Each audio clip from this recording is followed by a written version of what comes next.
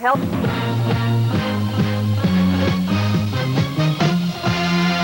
Action News, Delaware Valley's leading news program, with Gary Papa, Dave Roberts, and Jim Gardner. It was some of the worst flooding in recent memory. Portions of Bucks and Mercer counties have been inundated by water, and damage has soared into the millions of dollars. The storm also caused the deaths of 2 people. It was a terrible storm and a tragic aftermath. It is Thursday night, and the big story in Action News tonight is the big storm and the big flood. Chopper 6 is now live over Route 13 in Lower Bucks County. The waters have receded there, but they have left mud and storm residue in their wake. If we can pan over to Bath Road, we can see that there are still areas where the storm water exists and causing problems for many people. Bucks County officials have declared a limited state of emergency for most of Lower Bucks, including Falls Township, Lower Makefield, Yardley, Bristol Township, and Bristol Borough, Pendle, and Middletown. The emergency means the county will seek federal aid to pay for damage and cleanup. The roads in the area are mostly passable at this hour, but this is the way it looked this morning as motorists tried to make their way to work. Route 13 in Bristol Borough was a serious trouble spot. 2 commuters had a terrible time as a tow truck arrived to bail out a woman motorist. That while a man dressed for work had lost his vehicle and was hitching a ride.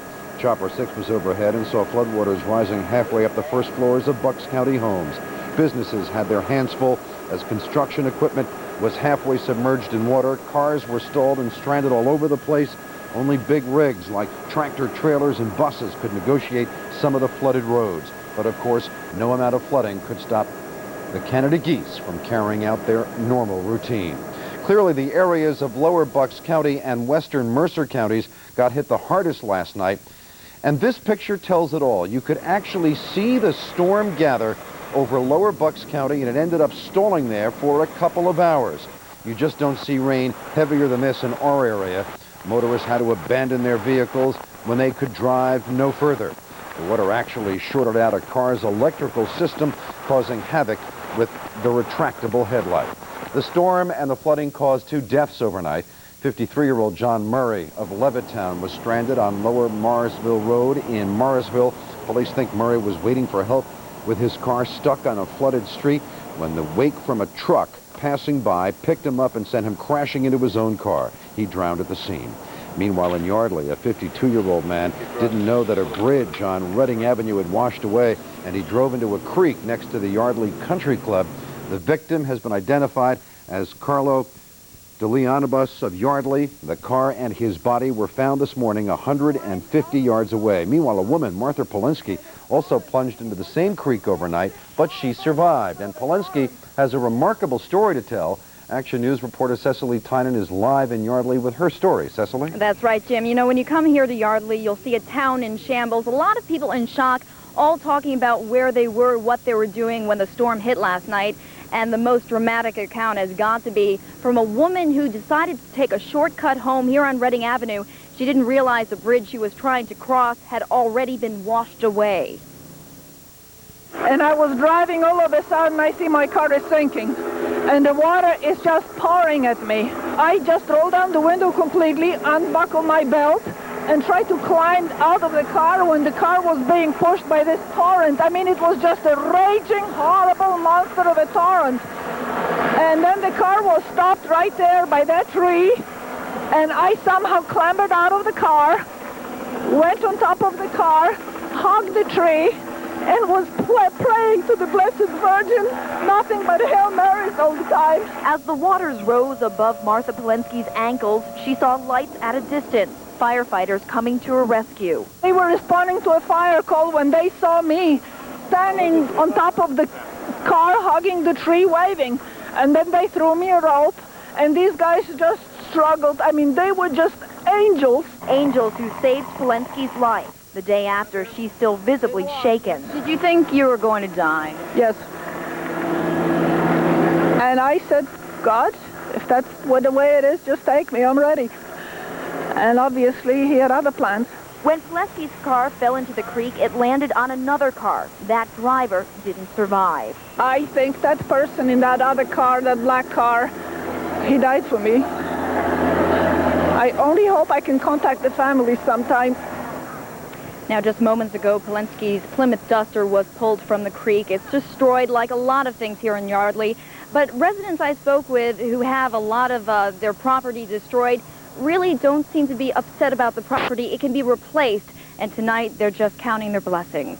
I'm Cecily Tynan reporting live in the Action Cam, Yardley. Jim? Thank you, Cecily. At one point last night, 120,000 customers lost their power. PECO crews have been out all day and night restoring electricity. By late this afternoon, all but 1,100 customers had their power restored. Make that 11,000, not 1,100, 11,000. PECO hoped to have everybody back online by early tonight. PECO also giving out dry ice all day. This was the scene at the Newtown Industrial Commons on Silver Lake Road. PECO has distributed more than 83,000 pounds of dry ice. PECO has also installed generators at the Fairless Hills Shopping Center. The generators will supply power to a pair of substations that have been flooded out. The power outage overnight led to a destructive fire in Lower Makefield. A 3-alarm blaze erupted at the Polo Run apartment complex. 32 people have been displaced because of the damage.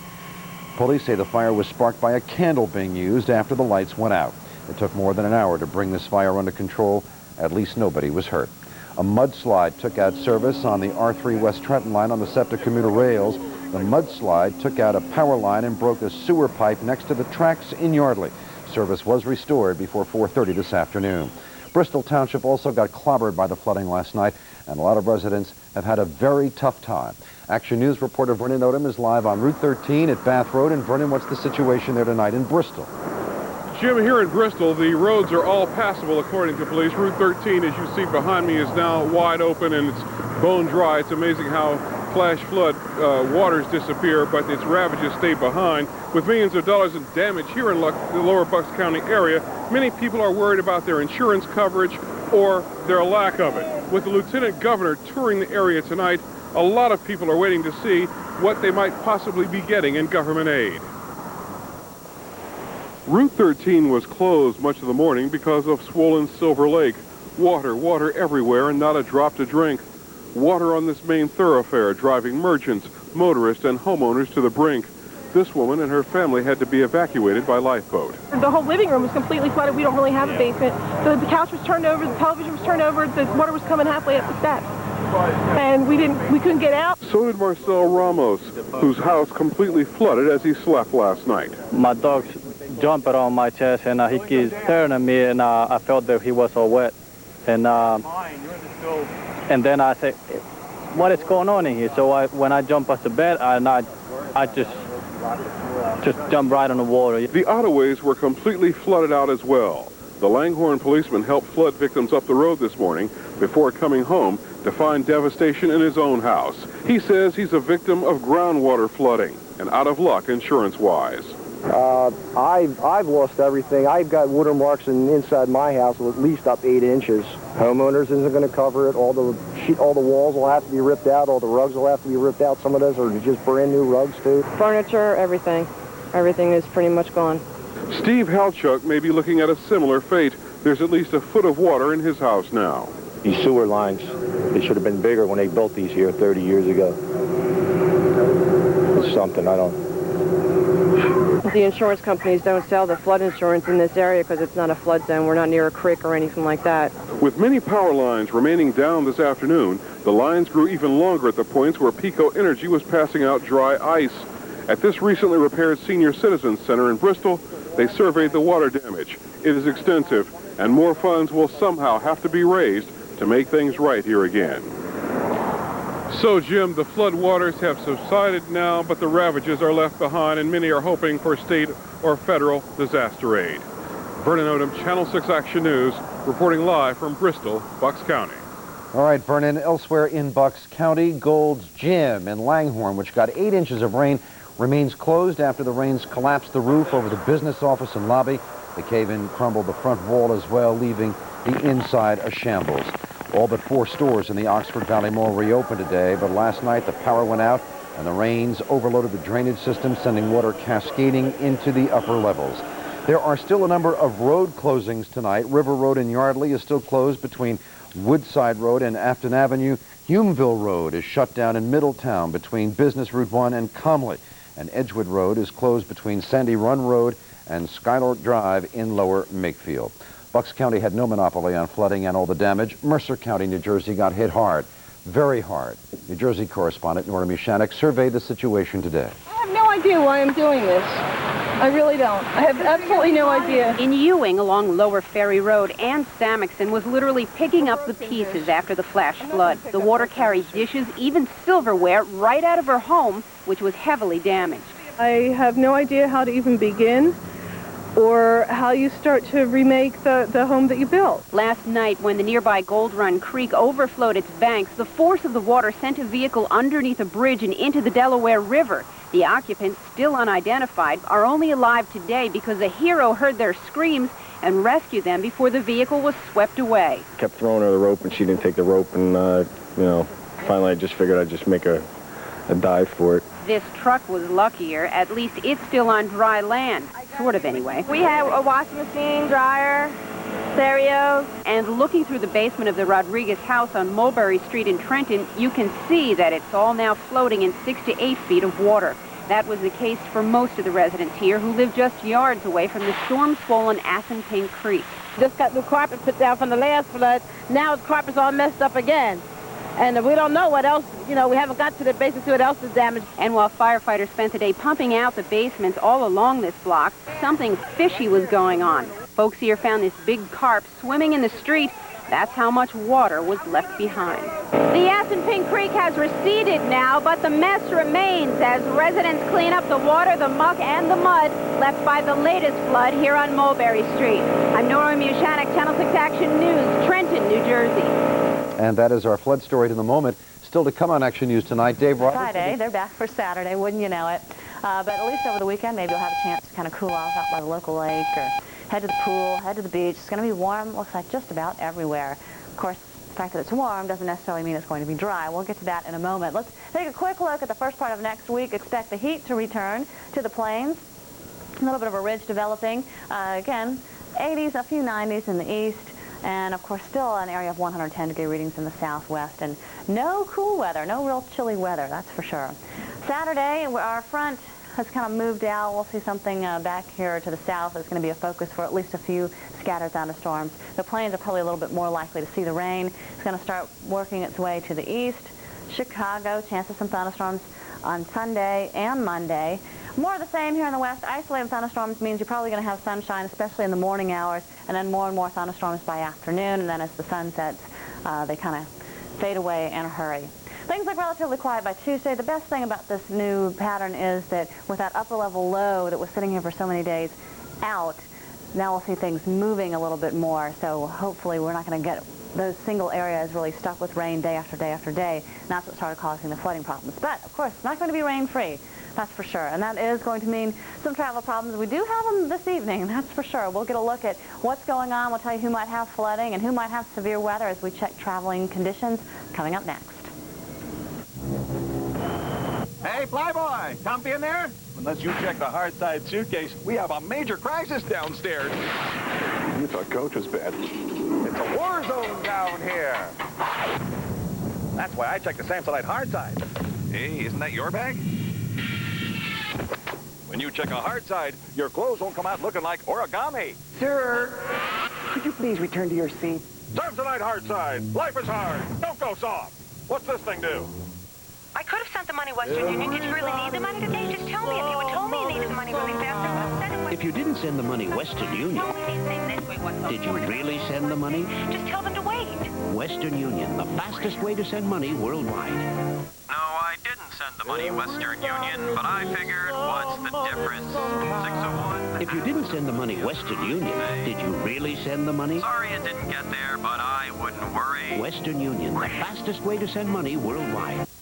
Call Western Union at 1-800-325-6000. Find out how early meteorologists declared the forecast for victory Saturday at noon on Exposures. All right, time for a look at our traveling conditions this evening, and our Traveler's Update is sponsored by Genuine Chevrolet, the cars most Americans trust. Take a look at this national radar here. It's just rain all over the place. My director, Barry Johnson, said maybe we just should show the areas that don't have rain and you can kind of figure out the rest for yourself. Not a bad idea, but we're going to go ahead and try and show you the radars once again and keep your fingers crossed. I know I'm a glutton for punishment, but I'm going to bank on the fact that this is going to work, and obviously it's already not. Chicago, south of you around the Peoria area, big clusters of thunderstorms. We did have a warning with funnel cloud sighted in Fulton County that came out not too long ago. Thanks for joining us this evening. Jill Brown and Jim Cantori with you here. We have some big thunderstorms up there. Right at the moment, I noticed that Fulton County in Illinois, the tornado warning that was in effect has just expired. So other than that, we have a lot of thunderstorms, though. Yeah, that was radar indicated, but they did see some funnel clouds in South Fulton County, so we may or may not have had one. Needless to say, Jill, a lot of heavy rain producers tonight. And folks, I'm going to tell you right now, I want you to focus on this weather scope, because if you were watching a half hour ago, Jill and I were kind of looking at our computer where it was not doing too well, and it's not, but we will be able to show you some stuff. It's just going to go through the frames a little quickly. It's already through those frames, so good luck. Well, I'm going to try it, Jill. Anyway, let's go ahead and show you what happened last night in eastern Pennsylvania. Some very, very heavy rain. Let's show you. The sounds of disaster, the wailing of rescue units. Fall yesterday again, looking at Mercer and Bucks County. Would you believe this radar is still estimating rainfall in this area? And I'll show you an updated radar here in just a moment. Lightning also a big problem as we get into the spring and summer season. The second day, we're still adding on rainfall here. Now the total up to about 10.8 inches. So you know where the max is right here. That's what the Doppler is estimating. And look at this up in Franklin County. Even the Massachusetts radar is picking this up. And this is a 5-hour total coming out of Boston. So some very, very heavy rain indeed in these areas. There may be some hail contamination here, but still, this is a pretty good estimate as to the kind of rainfall that we've seen. Next graphic, please.